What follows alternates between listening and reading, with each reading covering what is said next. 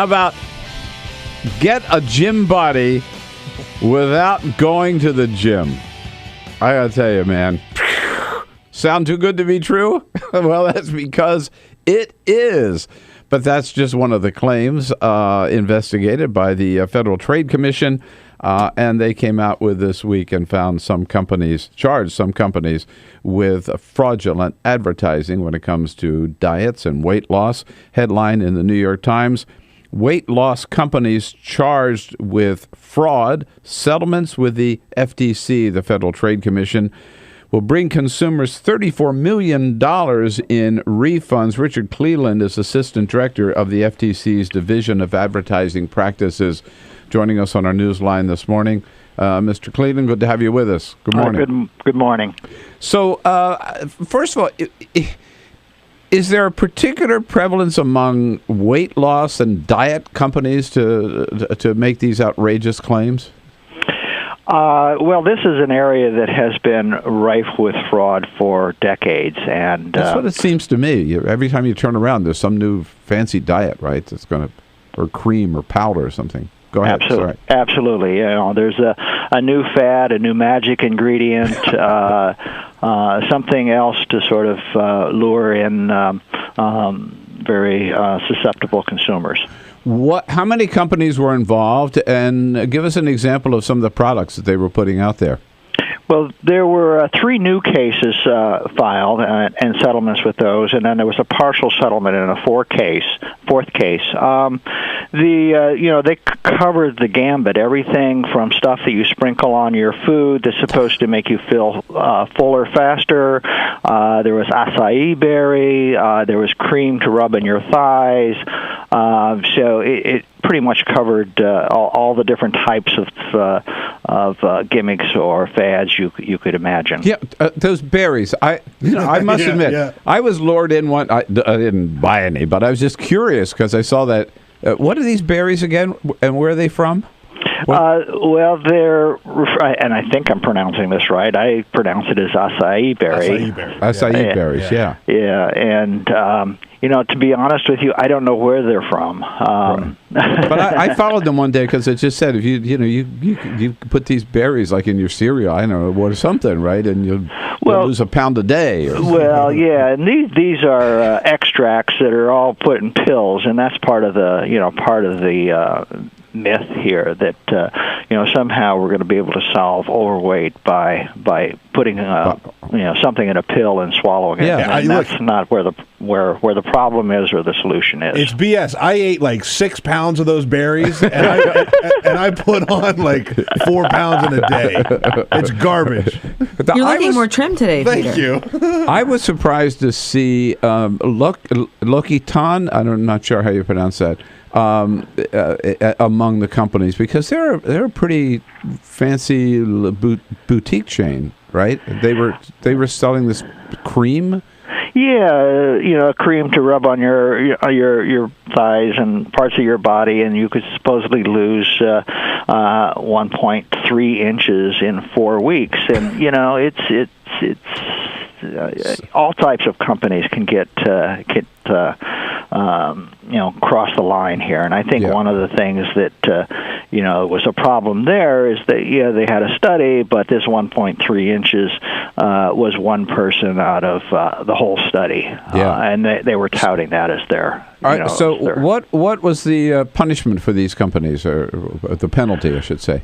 Well, all of the companies and individuals that have settled for us will now be under order going forward, so they won't be able to make any weight loss claims like these without 2 well-controlled clinical studies to support them. And they had to pay a fine too, correct? Well, not a fine. They had to put in some money for consumer redress.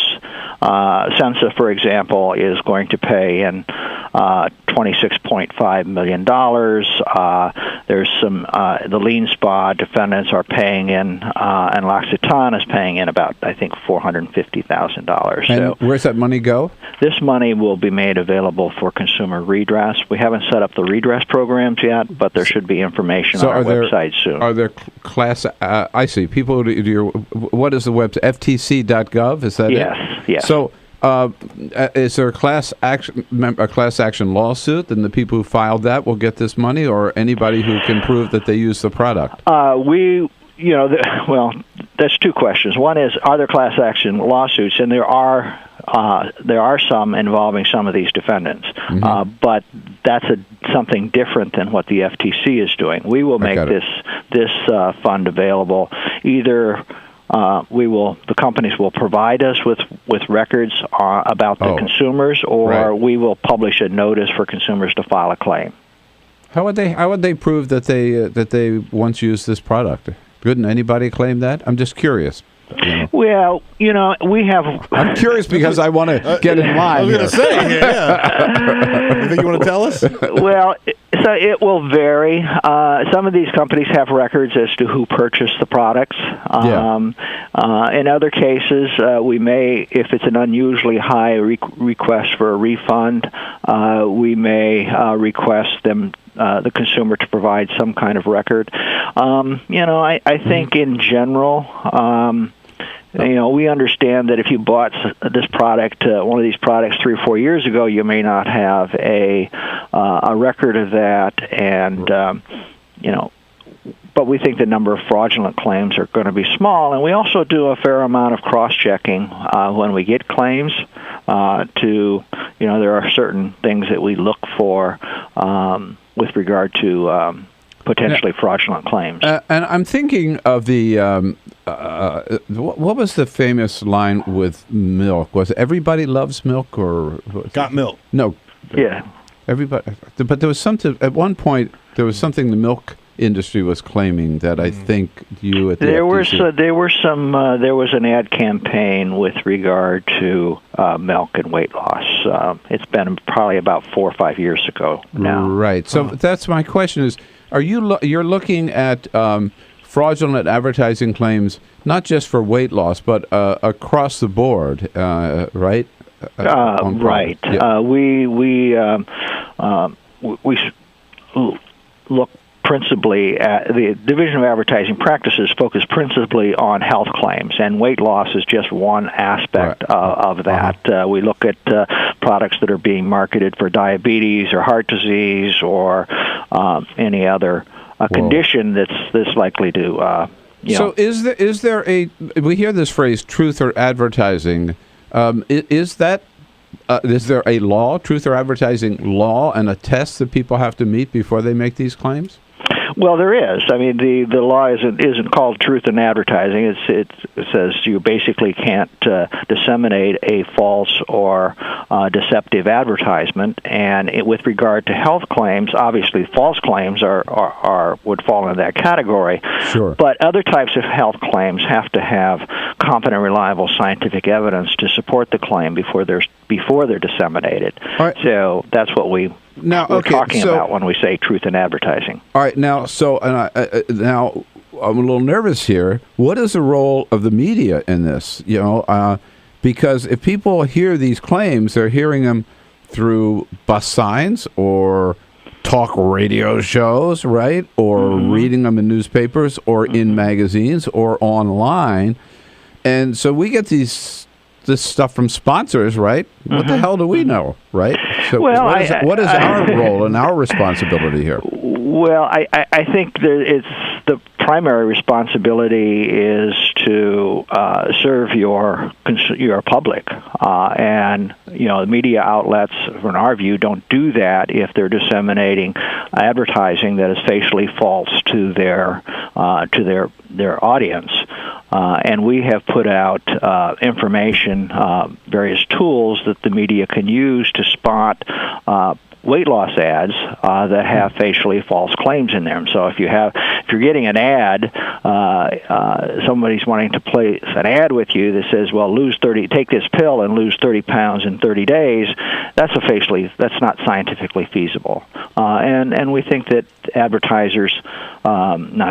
publishers, broadcasters should reject those types of advertising. We have had a program in place since 2003. It's a voluntary program. We provide this information, and it's been quite successful. So that's a responsibility on the part, maybe not of individual talk show hosts, but on the part of the people who are who are buying the ads, right? Right. Or for television or radio stations or whatever to to kind of kick the tires right before they accept the sponsor. We ask them to do that, yes. I wonder how many do. Yeah.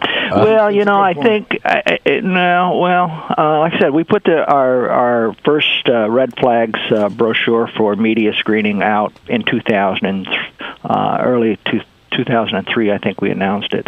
A year and a half later, and at the time we had a baseline of about 50% of ads that ran in what we call screened media, television, newspapers, magazines, had some sort of facially false claim in them. Just 2 years later, that number had dropped down to 15%.